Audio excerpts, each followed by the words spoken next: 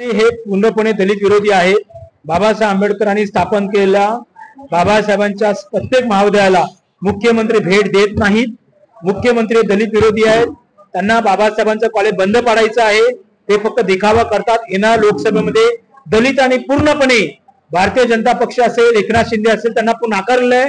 कारण मुख्यमंत्री हे बाबासाहेबांच्या संस्थेला काही मदत करत नाही।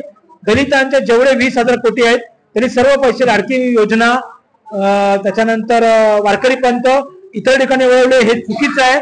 मुख्यमंत्र्यांनी 300 विद्यापीठाची जी आम्हाला परवानगी होती अनुसूचित जाती जमातीला 200 केले।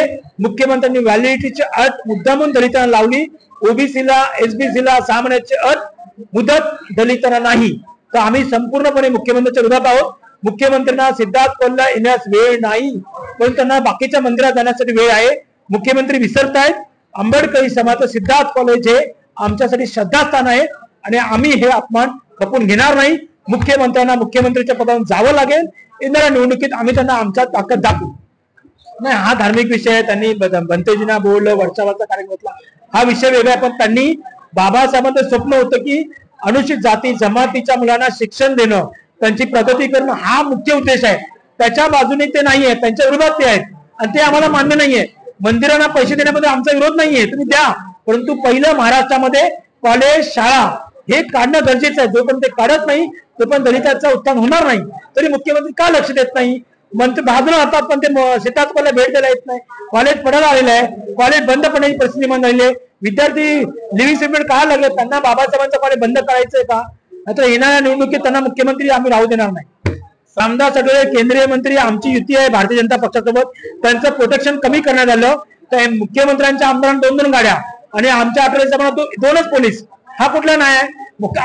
आठवले साहेबांनी मुख्यमंत्र्यांना 2 वेळा पत्र दिले की बाबासाहेबांच्या कॉलेजला भेट द्या, आमची चर्चा करा, तरी ते आठवले साहेबांच्या पत्राला केळाची टोपी दाखवतात। काय चाललंय? आम्ही युतीमध्ये आहोत की नाही? त्यांचं नाव का नाहीये? अजितदादा पवारचं नाव असतं, मुख्यमंत्री आठवले साहेबांचं का नसतं? आम्ही महायुतीत असताना देखील आठवले साहेबांचं नाव, आठवले साहेबांचा फोटो का नसतो? त्याचा आम्ही पूर्णपणे निषेध करतो या ठिकाणी।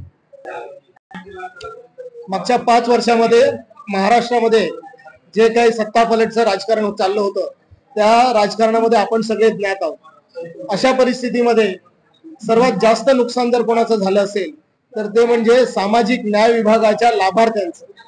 सामाजिक न्याय विभागाचे लाभार्थी म्हणजे कोण? तर SC, ST, OBC हा प्रवर्ग।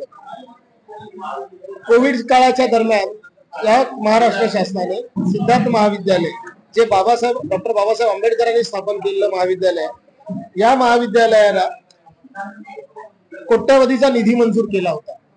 अर्धाधिक निधी वर्ग झालेला आहे, त्याचं काम सुरू झालेलं आहे। आज अर्धाधिक काम पूर्ण झाल्यानंतर बाकीचं काम अतिशय बिकट अवस्थेमध्ये तसंच पडून आहे।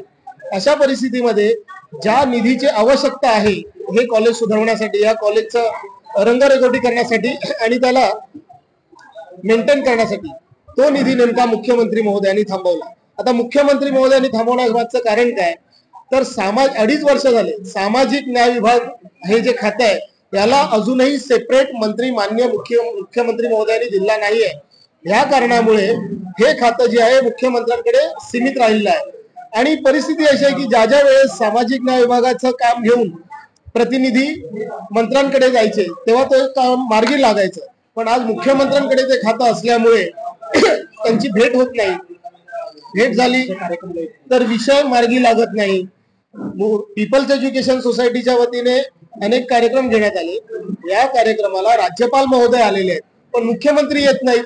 मुख्यमंत्र्यांना अनेक वेळा सांगून झालं की आज महाविद्यालयाची परिस्थिती काय आहे ती बघा। 1953 सालपासून ते महाविद्यालय आहे, त्यापूर्वीची ती इमारत आहे।